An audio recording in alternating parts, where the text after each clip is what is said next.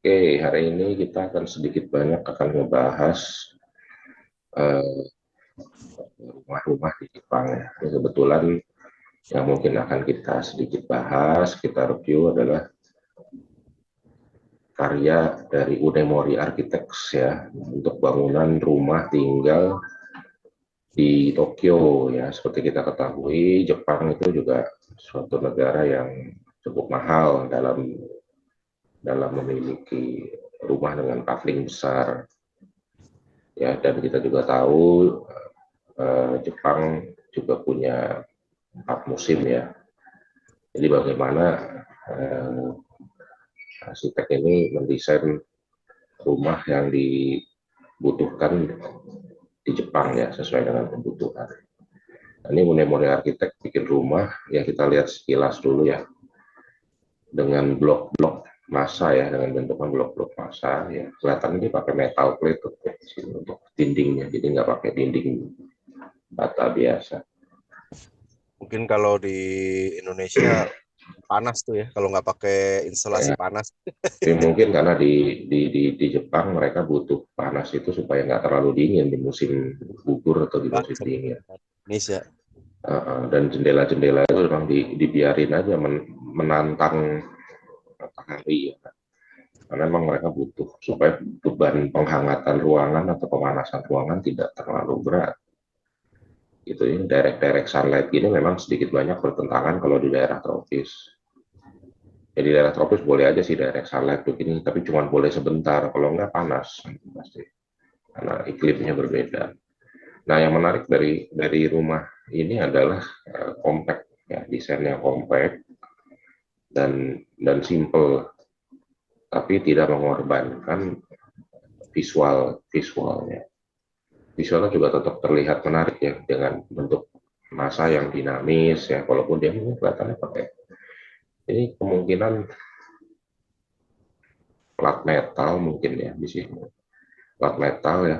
Terus jendelanya juga besar-besar ya, di sana mungkin nggak ada isu ditimpuk orang kemalingan gitu ya, orang pakai talis terus, itu nggak ada ya isu itu. Jadinya nih tampilan-tampilan ini bisa lebih tereksplor dengan baik ya. Terus ini ya, nggak ada kanopi ya. Jadi Ya, dinding tuh langsung ada kaca gitu, nggak ada naungannya. Ya karena iklimnya beda ya. Kalau kita ya mungkin karena iklimnya hujan, beda ya, walaupun hujan lebat, juga basah juga ya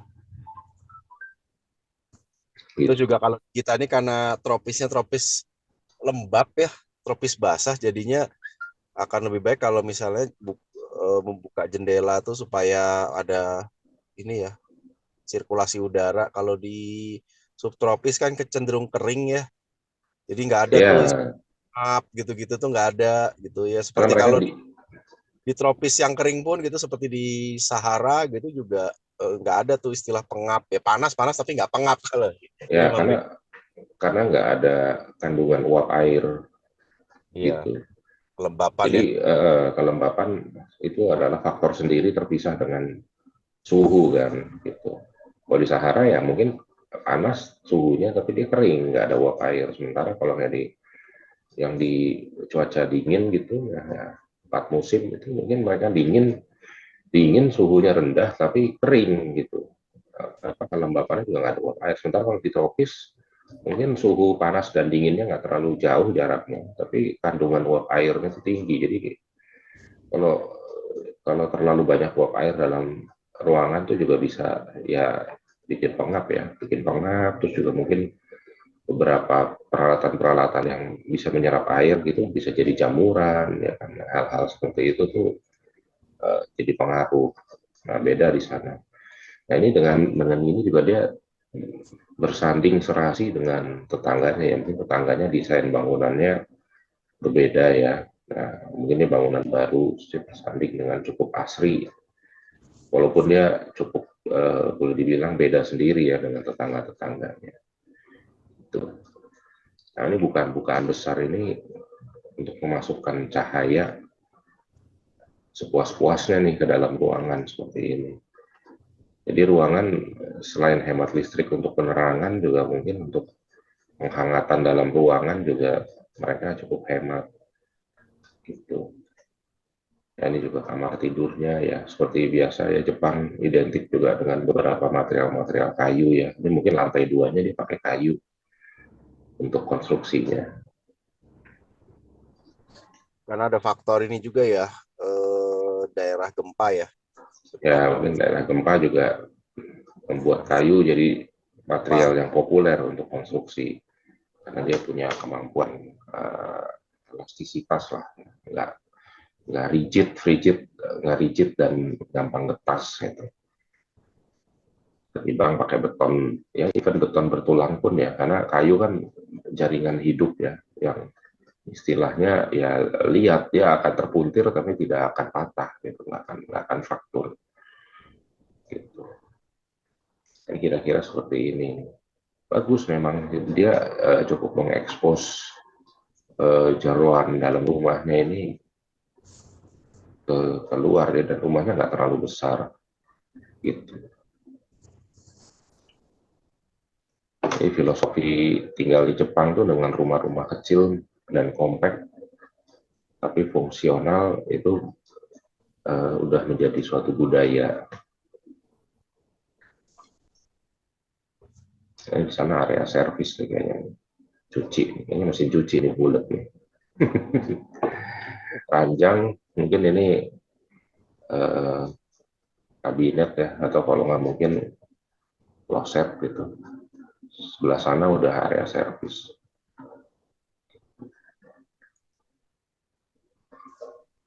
Ini area terbuka utamanya ya, punya void ya, open air. Ceilingnya Iya. juga terbuka ya, jadi terang. Ini juga kalau malam bagus ya, karena dia banyak taruh-taruh lampu. Ini menarik Bagus. ya dia main split level begini. Jadi nggak pembagian level lantainya tuh nggak tegas lantai satu, lantai dua gitu. Tapi ini ada lantai satu, satu setengah, atau bahkan mungkin satu satu sepertiga, satu dua per tiga. Iya, ya, mereka ini ya supaya nggak monoton juga secara visual di dalam rumah.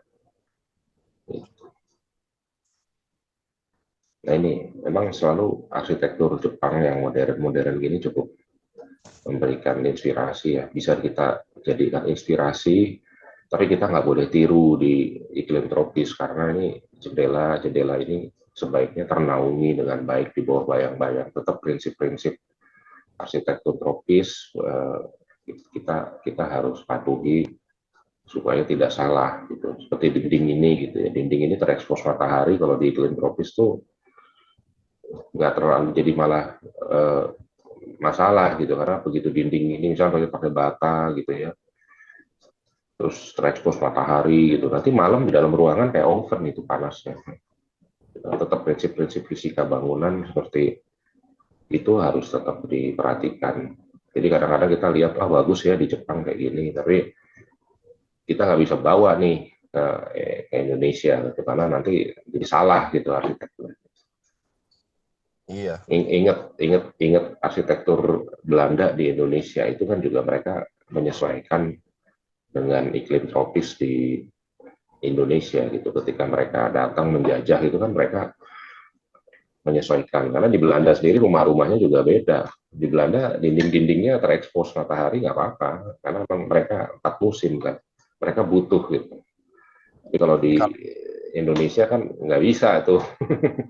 ini Gitu. kalau teman-teman ada yang punya rumah 2 lantai atau lebih gitu ya, terus ada dindingnya menghadap ke barat, terus yang Nah itu tetangga teman yang di sebelah barat tuh misalnya cuma 1 lantai, berarti otomatis kan ada dinding rumah teman-teman yang kena sinar matahari sore tuh. Nah itu coba dipegang temboknya dari sisi dalam ya, pas sekitar jam jam 9 jam 8 malam ya gitu tuh masih anget tuh. masih hangat karena prinsip fisika bangunan, bahan yang lama menerima panas dia akan lama juga melepas panas. Bahan yang cepat menerima panas juga akan cepat melepas panas. Iya, Kayak ada kayak dan panci. itu efek radiasi ya, jadi dari dindingnya tuh melepas Iya, panas, ya sekalipun di dalam misalnya kamar gitu pakai AC, tapi jadi kerja AC itu tidak maksimal. Ah, Ya bisa mendinginkan, ya katakanlah kita set di suhu 20 derajat gitu, tapi ya terasanya jadi seperti misalnya 23 derajat gitu. Jadi ya artinya kan juga AC AC-nya AC-nya juga belum panas. kerjanya berat.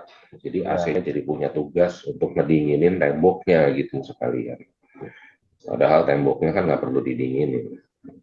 Ibarat kata di dalam rumah itu pakai AC, tapi sambil nyalain perapian gitu loh. betul betul. Nah, itu harus hati-hati. Jadi banyak orang atau kita ngelihat desain, kita atau mendesain, mau pengennya kayak gitu. Gitu. Hati-hati, kadang-kadang kita di tropis itu perlu bahwa bangunan kita, dinding-dinding kita itu di bawah bayang-bayang atap, di bawah bayang-bayang kanopi, atau bayang-bayang tetangga juga nggak apa-apa gitu.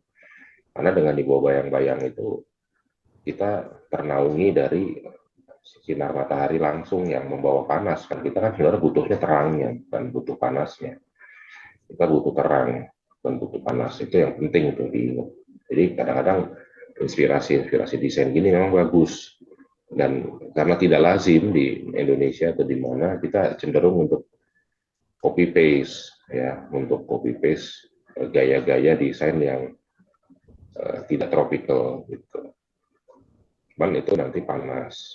Gitu. Kecuali misalkan di balik dinding ini area servis ya, nggak apa-apa, dindingnya panas, nggak apa-apa, kan area servis kan tidak dihuni kan, misalkan atau toilet atau apa nggak apa-apa, atau misalnya di balik dinding ini area jemur gitu, atau mungkin tangga gitu harus ada ventilasinya, tangganya nggak apa-apa. Tapi kalau dia kamar tidur atau misalkan dia ruangan-ruangan yang dihuni oleh aktivitas manusia, ya itu dia akan